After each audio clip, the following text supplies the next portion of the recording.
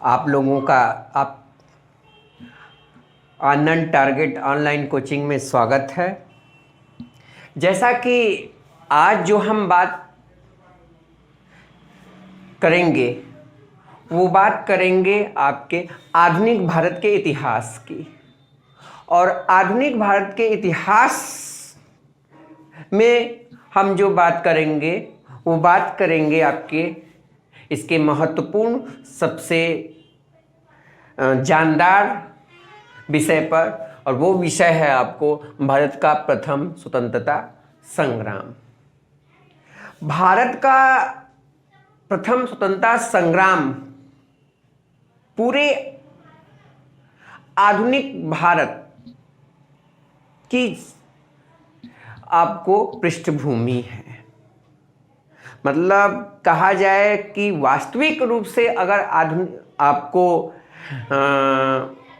इतिहास स्टार्ट होता है, आधुनिक भारत का इतिहास स्टार्ट होता है तो स्टार्ट होता है आपको 1857 की क्रांति या भारत के स्वतंत्रता संग्राम पर।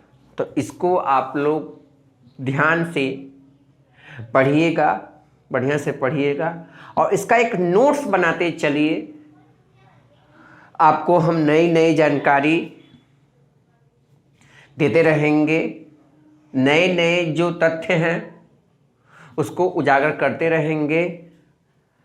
चलिए आज हम बात करते हैं भारत के प्रथम स्वतंत्रता संग्राम या 1857 की क्रांति। देखिए, भारत के प्रथम स्वतंत्रता संग्राम या 1857 की क्रांति में बहुत लंबा टॉपिक है ये, और लंबा टॉपिक को हम आपको इसको जो है धीरे धीरे नहीं चलेंगे, इसको फास्ट ही चलेंगे, लेकिन इसके जो महत्वपूर्ण तथ्य हैं उसको लेकर चलेंगे। देखिए, 1857 की क्रांति या भारत के प्रथम स्वतंत्रता संग्राम में हमको पढ़ना क्या है, इसकी पृष्ठभूमि, कारण, प्रसार, दमन और प्रभाव, इन सब महत्वपूर्ण विषयों पर हम चर्चा करेंगे। फिर उसके बाद जो है फिर इसके बाद 1857 की क्रांति सफल रही या असफल रही, इस विषय पर भी हम चर्चा करेंगे। तो चलिए सबसे पहले हम बात करते हैं कि 1857 की क्रांति की पृष्ठभूमि क्या रही। 1857 की क्रांति की पृष्ठभूमि का मतलब ये होता है कि 1857 की क्रांति किस स्थिति में हुई,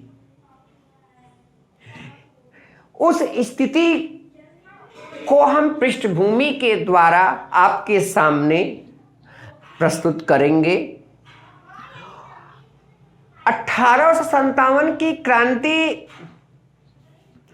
या भारत का प्रथम स्वतंत्रता संग्राम आपको भारतीयों के द्वारा किया गया एक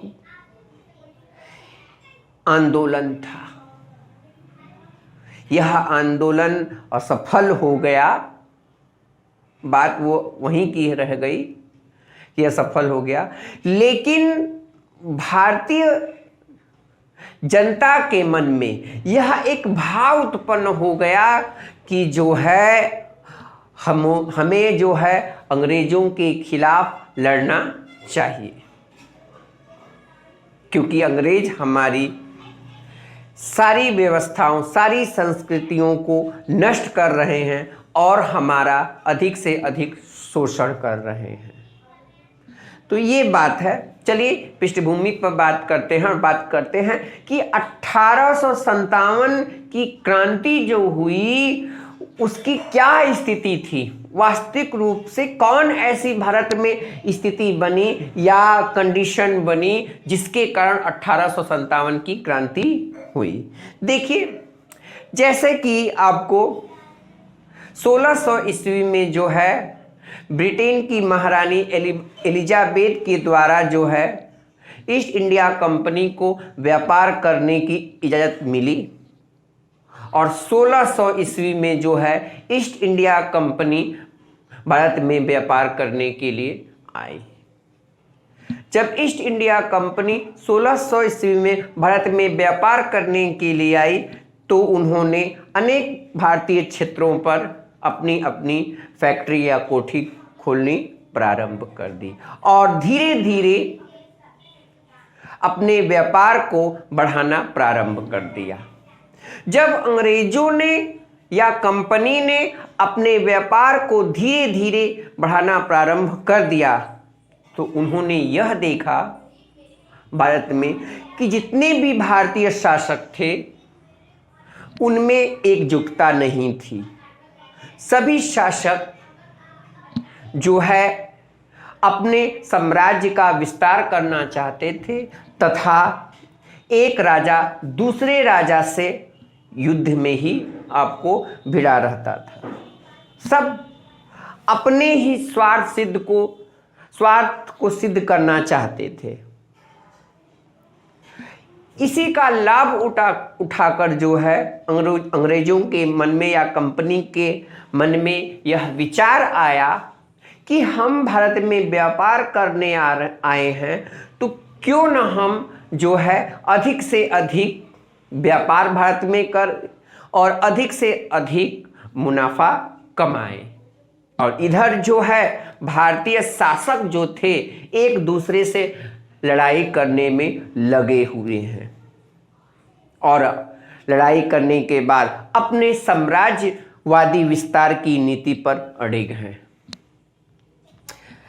अब क्या है कि अंग्रेजों के मन में यह विचार आया, यह इच्छा जागृत हुई कि जब भारतीय शासक आपस में भिड़ रहे हैं तो क्यों ना हम भारतीय शासक की राजनीति में भाग लें और अधिक से अधिक मुनाफा कमाएं। तो क्या हुआ कि जो भारतीय शासक थे वो अब तो एक शासक दूसरे शासक से युद्ध कर रहा था तो अंग्रेजों ने यह नीति अपनाई, कंपनी ने यह नीति अपनाई कि किसी एक शासक के तरफ मिल करके जो दूसरा शासक था उसको पराजित किया जाए और उसके बदले में जो है शासकों से आपको राज्य या व्यापार करने की इजाज़त या कुछ जिले प्राप्त किए जाएं। तो अंग्रेजों ने अपने व्यापार को बढ़ाने के लिए या कंपनी ने अपने व्यापार को बढ़ाने के लिए या अधिक से अधिक मुनाफा कमाने के लिए इन्होंने एक नीति अपनाई और नीति यह थी कि क्या करते थे, कंपनी या अंग्रेज किसी एक शासक के यहाँ अपनी सेना भेज देते थे और वो जो राजा था या शासक था अंग्रेजों की सेना के सहायता से किसी दूसरे शासक को परास्त कर देता था। जब परास्त कर देता था तो कंपनी या अंग्रेज अपनी सेना भेजने के एवज में जो है शासक से कुछ शर्त मांगते थे, कुछ शर्त रखते थे जिसे शासक को पूरा करना होता था। वो शर्तें हो सकती थी धन की या आपको व्यापार करने की या जिले की। जिले ही अंग्रेज शासक से जिले ही मांग लेते थे या धन ही मांग लेते थे या आपको सेना मांग लेते थे कि हमको आप सेना दे दीजिए अपनी। तो ये सब थी। अब क्या हुआ कि अंग्रेज इसी नीति को धीरे धीरे अपनाते गए और अपना करके जो है अंग्रेजों ने बहुत सारे जिले प्राप्त कर लिए और जिलों में कर वसूलना भी प्राप्त कर लिया। उसमें सबसे पहले उन्होंने अगर जिला प्राप्त किया या व्यापार करने की इजाज़त प्राप्त की वो था बंगाल। देखिए क्या था कि उस समय 1757 के करीब बंगाल जो था वो भारत का सबसे बड़ा राज्य था, और इसी बंगाल में आपका बिहार भी राज्य आता था, उड़ीसा भी राज्य आता था। तो ये जो बंगाल था, बंगाल राज्य था, वह बंगाल राज्य में अंग्रेज चाहते थे कि हम, यह बड़ा क्षेत्र है, अगर इस बड़े क्षेत्र में हम व्यापार करेंगे तो हमको अधिक से अधिक लाभ होगा। तो उन्होंने क्या किया कि इस बंगाल का नवाब था, बंगाल का नवाब था आपको, बंगाल का नवाब था, बंगाल के नवाब को अंग्रेजी सेना प्रदान की गई, और सेना प्रदान करने के बाद 1757 में एक युद्ध हुआ। उस युद्ध का नाम था आपको प्लासी का युद्ध। 1757 में प्लासी के युद्ध में अंग्रेजों ने आपको मुगल बादशाह से 3 जिले प्राप्त किए, और वो 3 जिले थे वर्धमान, मिदनापुर और चटगांव। चटगांव वर्तमान में बांग्लादेश में पड़ता है, चटगांव। जब कंपनी ने, अंग्रेजों ने बंगाल के 3 जिले प्राप्त किए, और वो जिले थे वर्धमान, मिदनापुर और चटगांव।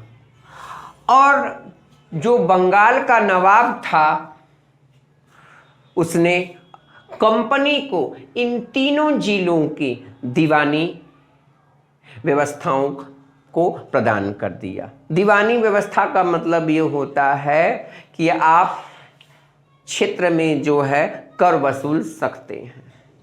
तो जब कंपनी ने बंगाल के 3 जिले प्राप्त किए, वर्धमान, मिदनापुर, चटगांव, तो इनको इन तीनों जिलों की दीवानी प्राप्त हो गई। और जब इन तीनों जिलों को कंपनी को आपको दीवानी प्राप्त हो गई, तो इन तीनों जिलों से कर लेने के लिए उन्होंने, अंग्रेजों ने एक पद स्थापित किया, जिस पद का नाम था दीवान, दीवान पद। और इस दीवान पद के द्वारा इन तीनों जिलों में कंपनी आपको कर वसूलती थी आपको। तो इन तीनों जिलों का जो दीवान बनाया गया, वो बनाया गया आपको सिताब राय और रजा खां को, रजा खां को। ये तो भाई, अब क्या किया कि सिताब राय और रजा खां दीवान ने जो है इन 3 जिलों में कर वसूलने के लिए एक व्यवस्था बनाई। उस व्यवस्था का नाम है फार्मिंग सिस्टम।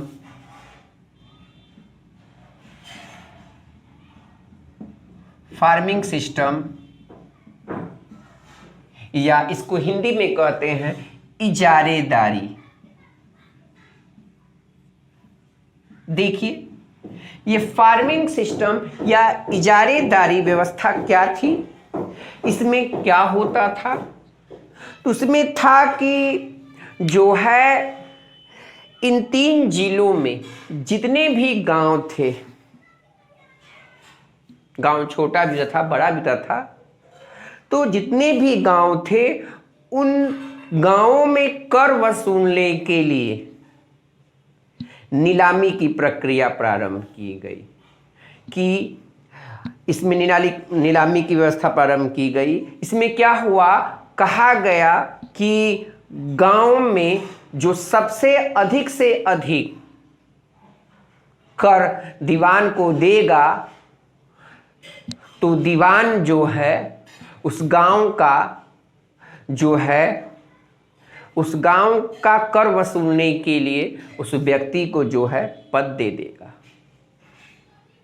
नीलामी में यही होता था कि गांव से जो सबसे अधिक दीवान को कर देगा, उसी को यह कह दिया जाता था कि आप ही इस गांव से कर क्या करेंगे, वसूलेंगे। इसी को कहा गया इजारेदारी व्यवस्था। जैसे ठेका होता है, ठेका का टेंडर होता है, उसमें बुलाया जाता है, सब लोग भाग लेते हैं।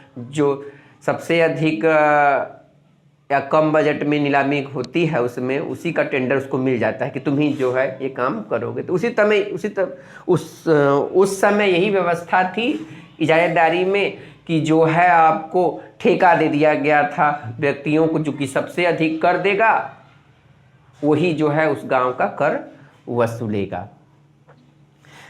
आपको यही फार्मिंग सिस्टम और इजारेदारी व्यवस्था थी। और इस फार्मिंग सिस्टम या इजारेदारी व्यवस्था से कंपनी को अधिक से अधिक लाभ हुआ इन 3 जिलों से। जब अंग्रेजों को इन 3 जिलों से अधिक लाभ हुआ तो अंग्रेजों के मन में और लालच आ गया और उन्होंने सोचा कि यदि अगर हम पूरे बंगाल की दीवानी प्राप्त कर लें तो हमको अधिक से अधिक कर प्राप्त होगा, जिससे हमको अधिक से अधिक लाभ होगा। उसी के परिप्रेक्ष्य में एक युद्ध हुआ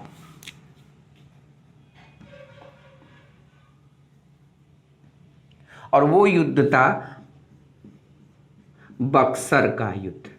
ये बक्सर का युद्ध जो है आपको 1764 में हुआ था। बंगाल के नवाब और भी बहुत सारे राजा थे, शासक थे उनके बीच। और इस युद्ध 1764 बक्सर के युद्ध के बाद अंग्रेजों को पूरे बंगाल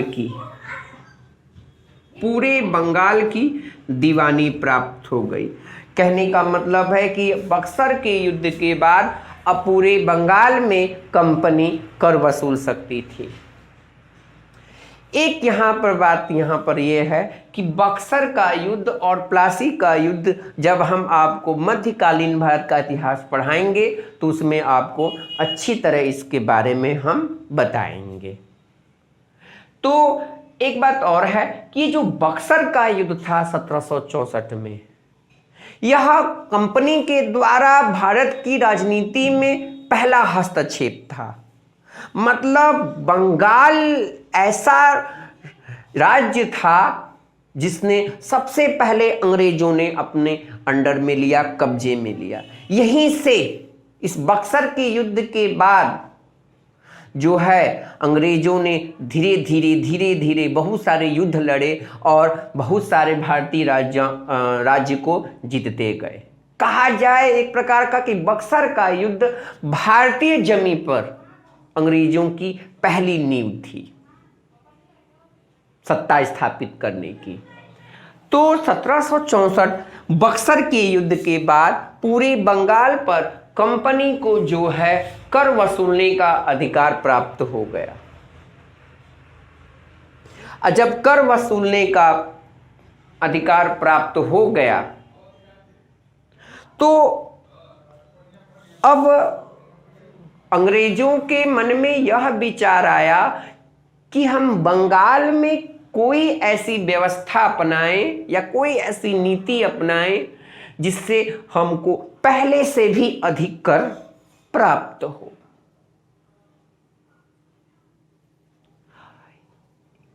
तो इसी नीति के तहत उन्होंने क्या किया, एक व्यवस्था बनाई जिसको कहा जाता है भू राजस्व व्यवस्था।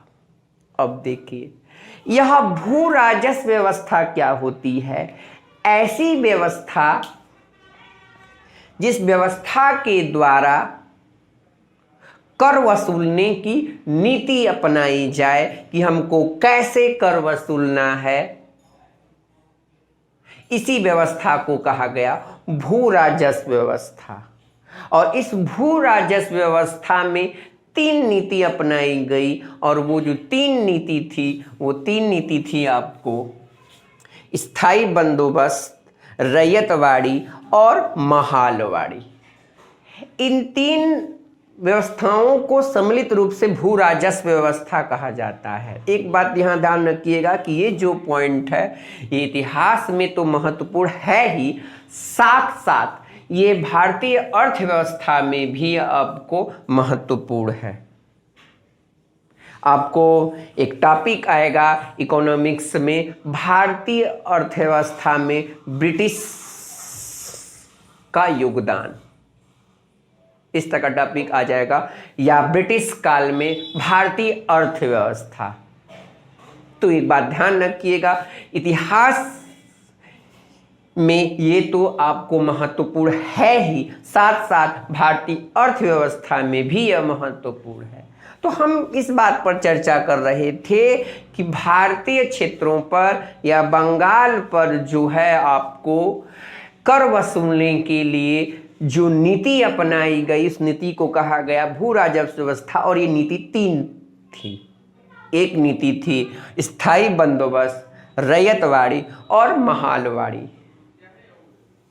इन तीन व्यवस्थाओं के तहत जो है कंपनी ने भारत में कर वसूलने की व्यवस्था अपनाई थी। चलिए इन तीनों व्यवस्थाओं पर हम चर्चा करेंगे और बहुत ही विस्तृत चर्चा करेंगे। इसको देखिए।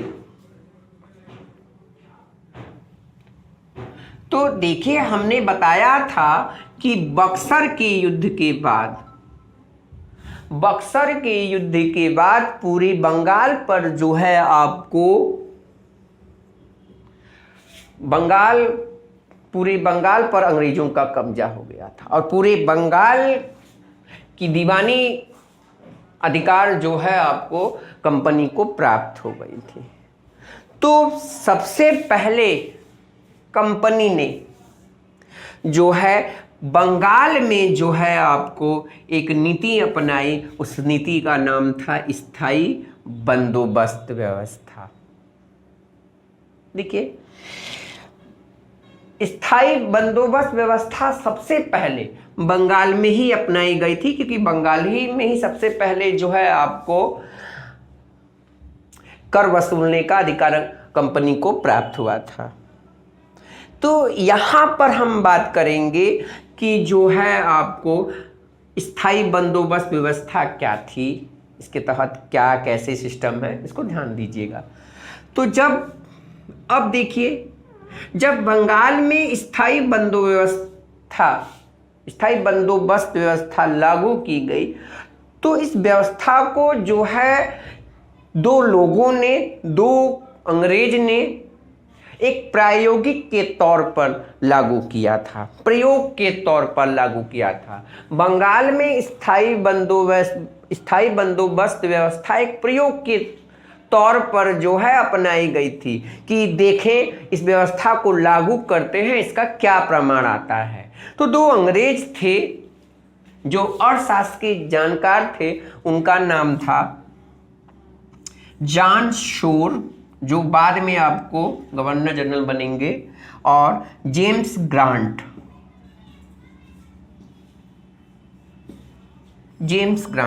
तो जॉन शोर और जेम्स ग्रांट नामक व्यक्ति ने जो है आपको स्थायी बंदोबस्त व्यवस्था को बंगाल में प्रयोग के रूप में 10 साल के लिए लागू किया। इसका परिणाम बहुत अच्छा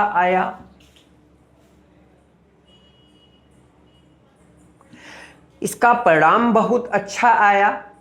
यहाँ पर एक बात ध्यान रखने की बात है कि बंगाल के कुछ ही जिलों में यह जॉन शोर और जेम्स ग्रांट ने स्थायी बंदोबस्त व्यवस्था लागू की थी, पूरे बंगाल में अभी नहीं लागू की थी, ये बात ध्यान रखिएगा।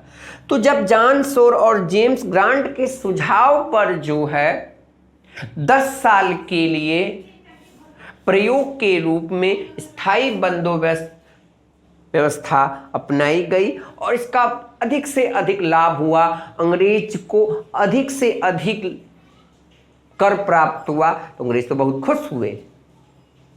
कि हमको तो इस व्यवस्था से अधिक लाभ हुआ। तो क्या हुआ, उस समय बंगाल का जो गवर्नर जनरल था वो था लॉर्ड कॉर्नवालिस। जनरल नहीं कहेंगे, गवर्नर कहेंगे। तो उस समय बंगाल, पूरे बंगाल का जो गवर्नर था वो लॉर्ड कॉर्नवालिस था।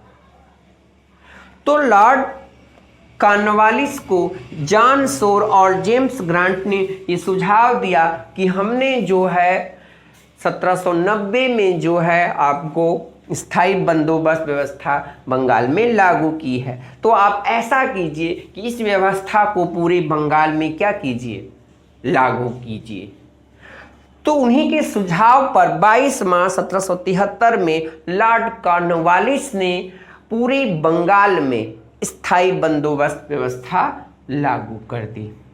तो एक बात ध्यान रखना, 22 मार्च 73 नहीं होगा, 92 होगा, 93 होगा, यहाँ मिस्टेक हो गया। तो जॉन शोर और जेम्स ग्रांट के सुझाव पर बंगाल के गवर्नर ने जो है पूरे बंगाल में 22 मार्च 1793 को स्थायी बंदोबस्त व्यवस्था लागू की। आपको परीक्षा में पूछ सकता है कि सबसे पहले संहिता, दरोगा का पद या थाने की व्यवस्था आपको किस गवर्नर ने लागू की थी, तो आपको इसको कमेंट्स में आपको जवाब आपको देना है। तो देखिए 22 मार्च 1793 में जब लॉर्ड कॉर्नवालिस ने बंगाल में जो है आपको यह व्यवस्था लागू की, तो जब लागू की तो एक बात यह ध्यान रखना कि इस व्यवस्था में क्या प्रावधान था, क्या था इस व्यवस्था में, स्थायी बंदोबस्त व्यवस्था में कर वसूलने की ऐसी क्या पद्धति थी जिससे अंग्रेज को अधिक से अधिक लाभ हुआ, इसके बारे में हम चर्चा करेंगे। तो इस स्थायी बंदोबस्त में क्या था कि जैसे मान लीजिए अगर ये पूरा बंगाल है, तो इस पूरे बंगाल में बहुत सारे जिले होंगे, गांव होंगे, बड़े गांव होंगे, छोटे गांव होंगे, या सकता है 10 गांव के एक गांव हो या एक ही गांव हो। तो इस पूरे बंगाल में जिले थे और जिस जिले के अंतर्गत बहुत सारे गांव थे, और उस गांव में किसानों से कर वसूलने के लिए जमींदार का पद नियुक्त किया गया। अब गांव से, बड़े गांव से या छोटे गांव से कर वसूलने के लिए एक जमींदार का पद बनाया गया, और यही जमींदार गांव से कर वसूलने का काम करेगा। इस स्थायी बंदोबस्त व्यवस्था में ये था। और ये जो जमींदार था, ये कंपनी को क्या करते थे, आपको कर देते थे। ये आपको व्यवस्थाएं इसमें थी कि गांवों से, बड़े गांव से, छोटे गांव से, किसानों से जो है जमींदार कर वसूलेगा, और वो कर जो है आपको जमींदार कंपनी को दे देगा। यही स्थायी बंदोबस्त व्यवस्था में थी। दूसरी बात इसकी महत्वपूर्ण यह बात थी कि अंग्रेजों ने यह निश्चित कर दिया था कि हर साल किसानों को एक ही प्रकार से कर देना होगा। कहने का मतलब है कि किसानों को हर साल कर में न तो बढ़ोतरी की जाएगी और न तो कमी की जाएगी। कमी की तो बात छोड़िए, अंग्रेज कमी करेंगे ऐसा तो हो ही नहीं सकता। स्थायी कर दिया गया। जो कर वसूलने की जो दर थी उसको स्थायी कर दिया गया। एक निश्चित मान लिया, एक निश्चित कर वसूलने की दर की गई और कहा गया कि ये दर हर वर्ष लागू रहेगी। ऐसा इसमें नहीं था कि इस साल जो है आपको कर की दर अलग रहेगी और अगले साल जो है कर की दर अलग रहेगी, ऐसा नहीं था इस व्यवस्था में। इस व्यवस्था में यह था कि हर एक साल जो है कर लेने की या कर वसूलने की दर जो है आपको एक ही रहेगी, बदलेगी नहीं। इसीलिए तो इसका नाम पड़ा स्थायी बंदोबस्त व्यवस्था। अब जैसे जैसे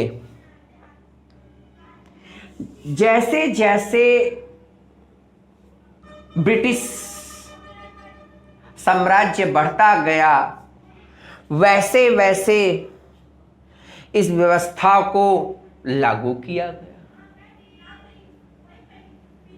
इसमें हुआ क्या कि उस समय जितने भी ब्रिटिश क्षेत्र थे, उन सारे ब्रिटिश क्षेत्रों में 19% क्षेत्र पर आपको स्थायी बंदोबस्त व्यवस्था लागू की गई। और लागू करने के बाद बंगाल में तो सबसे पहले ये व्यवस्था लागू की गई, बिहार उसमें था ही, उड़ीसा तो था ही, उत्तरी कर्नाटक का क्षेत्र, वाराणसी का क्षेत्र, इन सब क्षेत्रों में जो है आपको स्थायी बंदोबस्त व्यवस्था लागू की गई। तो परीक्षा में अगर आपसे पूछ दे कि स्थायी बंदोबस्त व्यवस्था सबसे पहले कहाँ लागू की गई थी, तो आप बताएंगे बंगाल में। और कहाँ कहाँ लागू की गई थी, तो बंगाल, बिहार, उड़ीसा, उत्तरी कर्नाटक, वाराणसी, इन सब क्षेत्रों में। वाराणसी का भी कुछ क्षेत्र था और उत्तरी कर्नाटक, इन सब क्षेत्रों में आपको इस जमींदारी प्रथा या स्थायी बंदोबस्त व्यवस्था लागू की गई।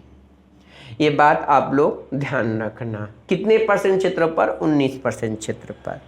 अब एक और बात यहाँ पर है कि इसमें कर वसूलने की दर क्या थी, कैसे सिस्टम होता था, कैसे कर वसूला जाता था, किसानों से कितना कर लिया जाता था, कितना जमींदार रखते थे, कितना अंग्रेजों को मिलता था। तो जितने भी किसान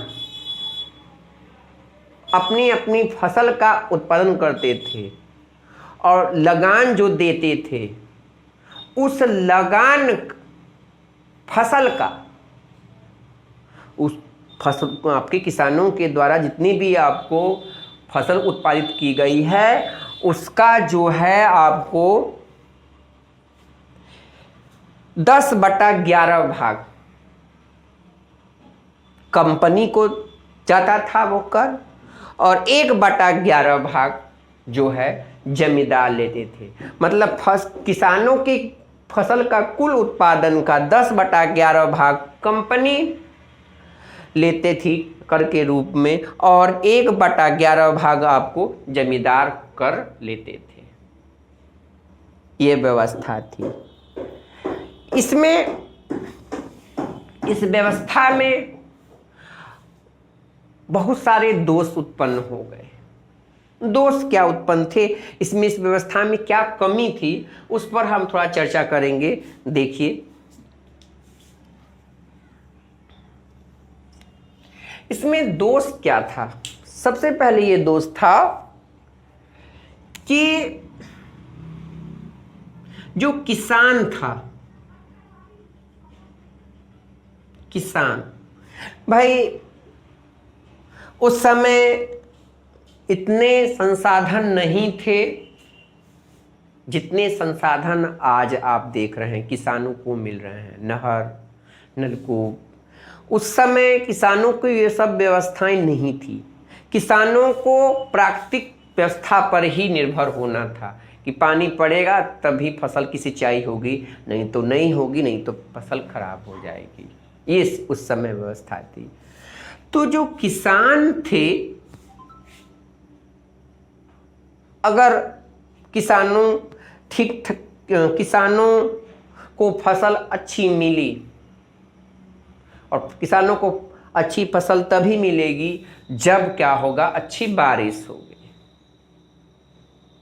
तब जब किसानों को अच्छी फसल प्राप्त होती थी तो किसान तो लगान दे देते थे, लेकिन जब किसानों को अच्छी फसल प्राप्त नहीं हो पाती, अकाल पड़ जाता, सूखा पड़ जाता, तो किसान लगान नहीं दे पाते। किसान लगान जब नहीं दे पाते तो जमींदार को तो लगान देना है अंग्रेज को, तो उनको तो लगान चाहिए। तो जमींदार जो है किसानों से तो लगान लेंगे ही,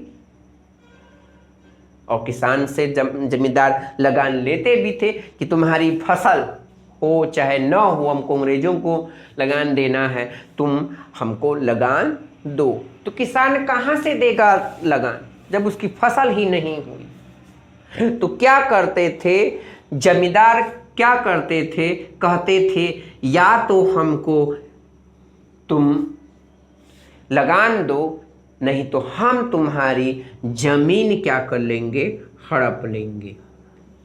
और इस तरह जो है जमींदार किसानों की जमीन को हड़प लेता था, और हड़प करके जो है भूमि का मालिक बन जाता था। तो एक बात ध्यान रखना, इस स्थायी बंदोबस्त व्यवस्था में जो भूमि का मालिक होता है वो आपको किसान नहीं जमींदार होता है। ये सब व्यवस्थाएं थी इसमें। अब एक बात यहाँ पर, एक बात ध्यान रखना कि जो जमींदार है उस जमीन का मालिक तो होता था, उस जमीन को बेच सकता भी था, मालिकाना उसका हक हो गया था उस पर। अब क्या हुआ कि जमींदार पर भी दो धारी तलवार थी। कैसे? एक जमींदार को किसान से कर वसूलना था। अगर जमींदार किसान से कर वसूल नहीं पाता था तो उसकी जमींदारी जो थी वो चली जाती थी। ऐसा होता था कि यदि किसी गांव का जमींदार कंपनी को निश्चित समय पर लगान नहीं दे पाता था तो उस जमींदार पद की नीलामी कर दी जाती, और वो जमींदार का पद उस व्यक्ति को दे देता था जो उस गांव का जो है ऋण, उस गांव का जो है कर दे कंपनी। तो जब जमींदार भी कंपनी को निश्चित समय पर लगान नहीं देते थे तो उनकी जमींदारी भी छीन ली जाती थी। उसी में एक नियम आता है, उस नियम का नाम है सूर्यास्त का नियम। सूर्यास्त का नियम वही बात है, बस इसमें थोड़ा चेंज हो गया है कि जो कंपनी है वह कहती थी कि फलां सूर्यास्त तक हमको कर चाहिए, अगर आप कर नहीं देंगे तो हम आपकी जमींदारी पद की नीलामी कर देंगे और जो है जमींदारी का पद किसी दूसरे व्यक्ति को हम दे देंगे। इसी नियम को सूर्यास्त का नियम कहा गया। ये सब आपको बातें थी।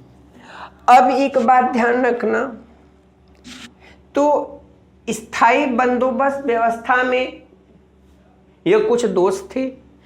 इसके अलावा एक दोष उत्पन्न, बहुत भारी दोष था। वो दोष क्या था कि जैसे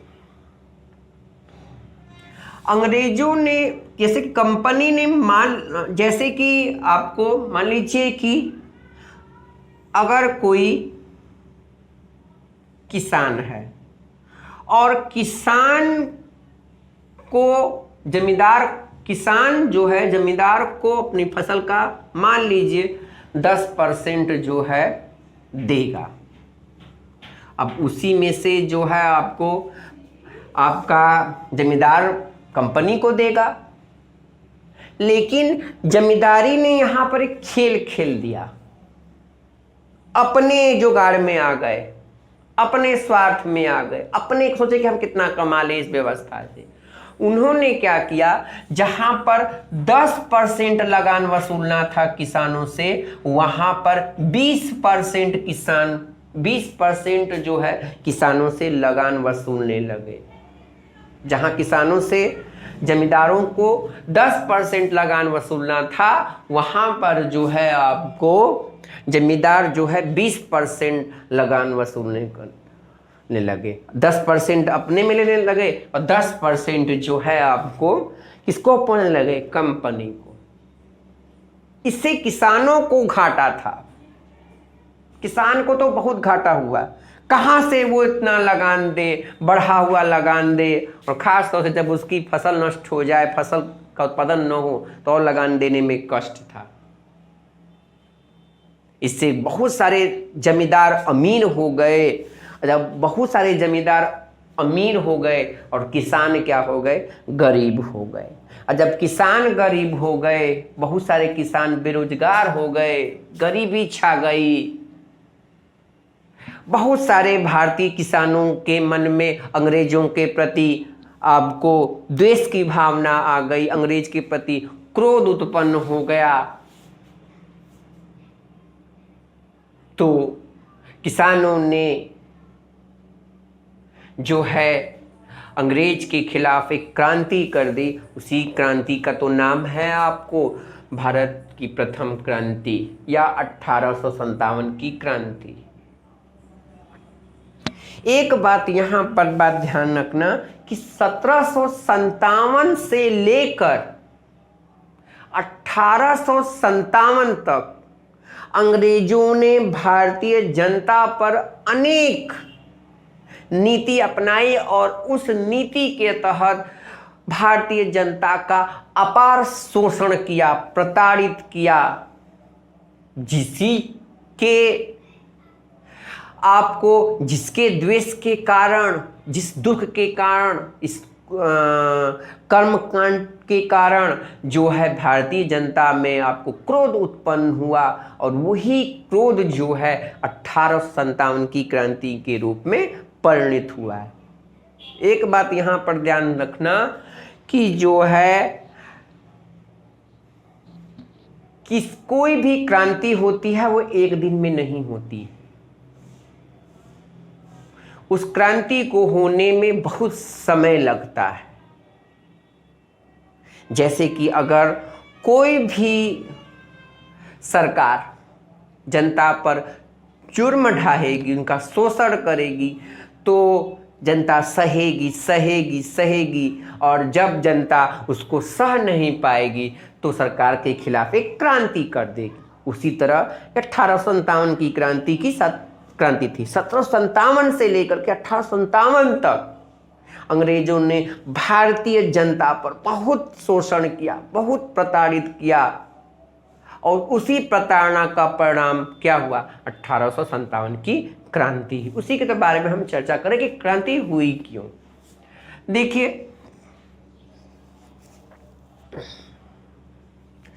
1857 की क्रांति, तो ये सब नियम थे, दोष उत्पन्न हो गया और क्रांति आपको हो गई। एक बात यहाँ पर आप लोग ये बात ध्यान रखना है कि स्थायी बंदोबस्त व्यवस्था को जो है हम विस्वेदारी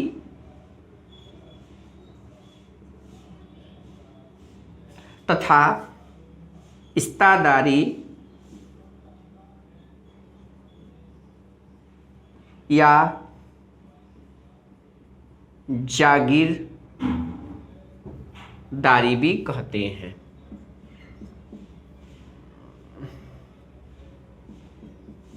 जागीरदारी भी कहते हैं।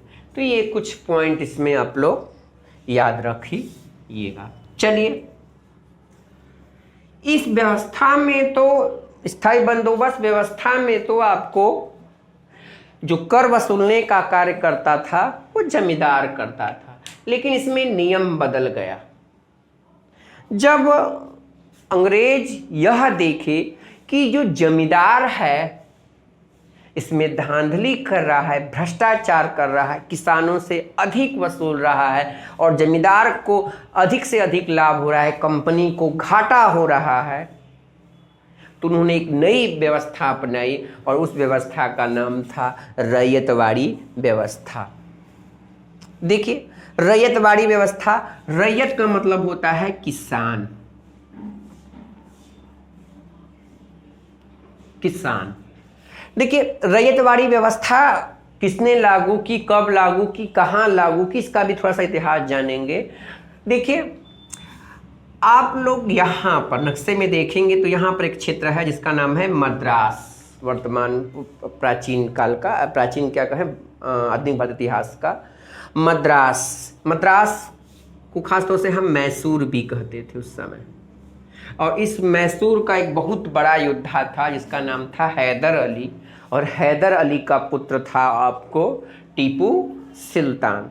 तो टीपू सुल्तान और हैदर अली के बीच आंग्ल मैसूर युद्ध हुए थे, और उस आंग्ल मैसूर में जो है आपको, अंतिम आंग्ल मैसूर युद्ध में जो है आपको टीपू सुल्तान परास्त हुआ। और जब टीपू सुल्तान परास्त हुआ तो जो है ये जो मैसूर था वो पूरा का पूरा कहाँ आ गया? अंग्रेजों के कब्जे में आ गया। और जब अंग्रेजों के कब्जे में आ गया तो मद्रास में यह व्यवस्था अपनाई गई, रैयतवाड़ी व्यवस्था। देखिए 1792 में एक अंग्रेज था, इसका नाम था कैप्टन रीड। देखिए लिखिएगा, 1792 में एक अंग्रेज था जिसका नाम था कैप्टन रीड। उसने मद्रास की 3 जिलों में, सबसे पहले 12 महल जिले में, 3 जिलों में, वो तीन जिले कौन थे? एक था 12 महल, एक था डिंडीगुल, ये शस्त्रागार भी था टीपू सुल्तान का, डिंडीगुल, और एक था आपका मालाबार, ये मालाबार तट है भी है। तो 1792 में कैप्टन रीड ने जो है मैसूर या मद्रास के 12 महल, डिंडीगुल और मालाबार नामक इन 3 जिलों में रैयतवाड़ी व्यवस्था लागू की। और इन 3 जिलों में भी सबसे पहले जो रैयतवाड़ी व्यवस्था अपनाई गई वो 12 महल में। तो ध्यान रखिएगा, 1792 में कैप्टन रीड ने जो है आपको 12 महल जिले में सबसे पहले रैयतवाड़ी व्यवस्था अपनाई गई,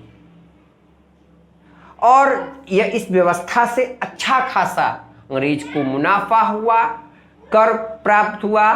तो क्या किया, कैप्टन रीड ने जो है मद्रास के गवर्नर को यह सुझाव दिया कि मद्रास के गवर्नर टॉमस मुनरो को यह सुझाव दिया कि आप पूरे मद्रास में रैयतवाड़ी व्यवस्था को लागू कीजिए। तो 1820 में टॉमस मुनरो ने पूरे मद्रास में जो है रैयतवाड़ी व्यवस्था को क्या किया? लागू किया। अब एक बात ध्यान रखना, रैयतवाड़ी व्यवस्था में क्या प्रावधान है? तो देखिए, रैयतवाड़ी व्यवस्था में क्या था कि आपको अब जो है कंपनी किसान से सीधे प्रत्यक्ष रूप से कर क्या करेगी? वसूलेगी। रैयतवाड़ी व्यवस्था में यही था कि जो है अब कंपनी डायरेक्ट किसान के पास जाएगी और किसान के खेत के अनुमान के अनुसार जो है आपको कर वसूलेगी। रैयतवाड़ी व्यवस्था में ये थी, जिसका ज़्यादा खेत था उससे ज़्यादा कर, जिसका कम खेत था अनुमानतः उससे उतना ही कर आपको लिया जाता था। कंपनी जो है किसानों से कर वसूलती थी। तो रैयतवाड़ी व्यवस्था में यही था कि जो है किसानों की ज़मीन के आधार पर, किसानों के खेत के आधार पर अनुमानतः जो है कंपनी जो है किसानों से कर वसूलती थी। इसमें कोई जमींदार का पद नहीं था। तो यह था। अब इस रैयतवाड़ी व्यवस्था को जितने भी ब्रिटिश क्षेत्र थे, उन ब्रिटिश क्षेत्रों में 51% क्षेत्रों पर रैयतवाड़ी व्यवस्था लागू की गई। मतलब इन तीनों व्यवस्थाओं में सबसे अधिक जमीन पर, अधिक क्षेत्र में रैयतवाड़ी व्यवस्था लागू की गई। कितने क्षेत्र में? 51% क्षेत्र पर रैयतवाड़ी व्यवस्था लागू की थी, जहां जहां ब्रिटिशों का कब्जा था। तो एक बात ध्यान रखना, ये रैयतवाड़ी व्यवस्था कहाँ कहाँ लागू की गई? तो मद्रास में लागू की गई थी, बम्बई में लागू की गई थी, कुर्ग में लागू की गई थी और असम में। इन क्षेत्रों में जो है आपको रैयतवाड़ी व्यवस्था आपको लागू की गई थी।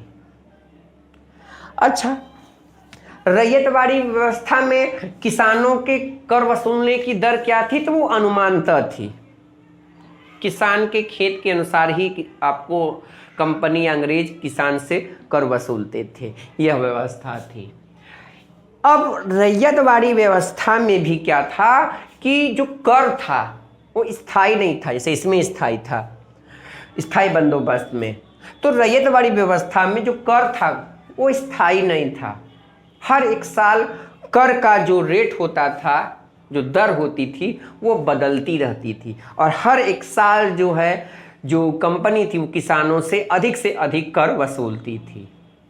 अगर कोई किसान अधिक से अधिक कर नहीं दे पाता था तो उसकी ज़मीन जो है हड़प ली जाती थी। इसी के डर से किसान साहूकार से पैसा लेते और कंपनी को देते थे। अब लेकिन इसमें मालिक जो ज़मीन का होता था, खेत का मालिक होता था या भूमि का मालिक होता था, वो आपको किसान ही होता था। ये रैयतवाड़ी व्यवस्था में आपको थी। आज भी एक प्रकार से यही लागू है, सरकार ही किसानों से प्रत्यक्ष रूप से कर वसूलती है।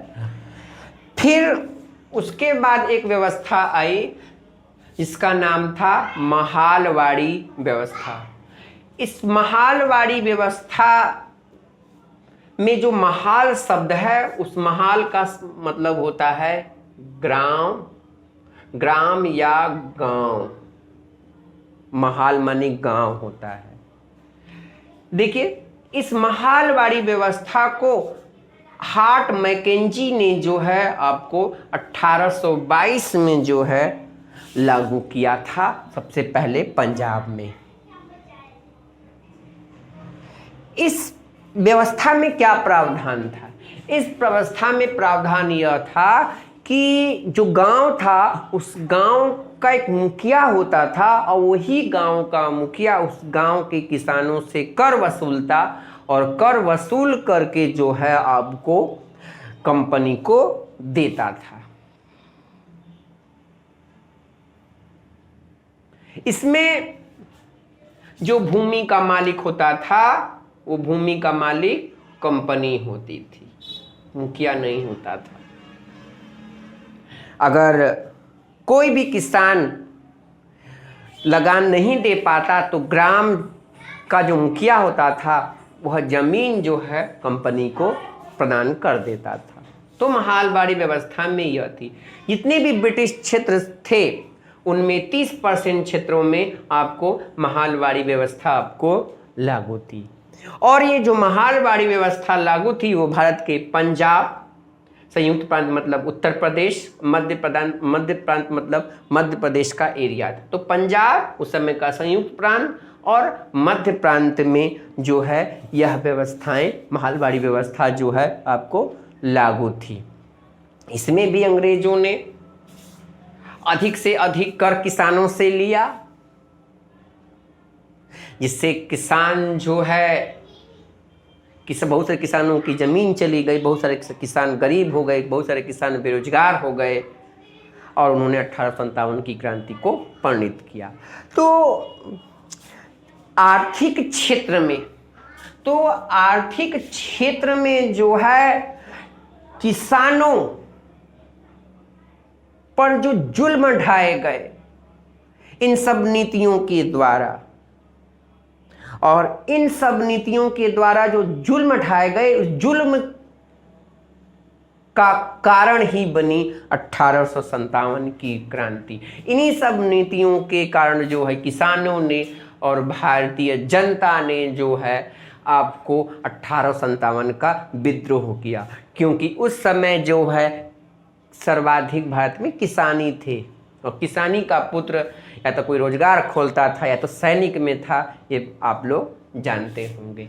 तो 1857 की क्रांति में या भारत के प्रथम स्वतंत्रता संग्राम में का जो आर्थिक कारण था वो था यह तीनों व्यवस्थाएं, स्थायी बंदोबस्त, रैयतवाड़ी और महलवाड़ी व्यवस्था। इसके अलावा और भी बहुत सारे कारण हैं, जैसे बहुत सारे राजा, पहले के राजा महाराजा होते थे या शासक होते थे, वो अपने दरबार में चित्रकार रखते थे या नर्तक रखते थे और उनको उपहार के रूप में कुछ देते थे। लेकिन धीरे धीरे जब ब्रिटिशों का कब्जा हुआ तो ये सब व्यवस्थाएं बंद हो गई, कला संस्कृति चौपट हो गई, बेरोजगार हो गए वो सब चित्रकार और नर्तक।